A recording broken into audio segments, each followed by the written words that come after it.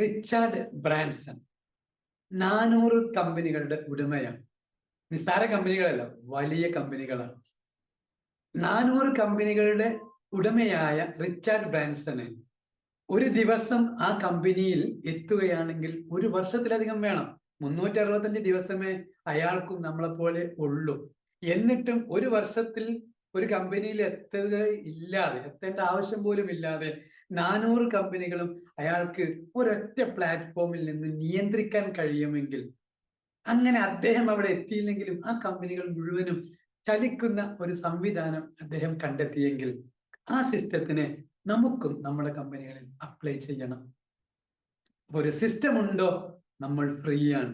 നമുക്ക് ഒരു കമ്പനിയല്ല, ഒരുപാട് കമ്പനികൾ റൺ ചെയ്യാൻ പറ്റുന്ന സംരംഭകനാണ് നമ്മളും.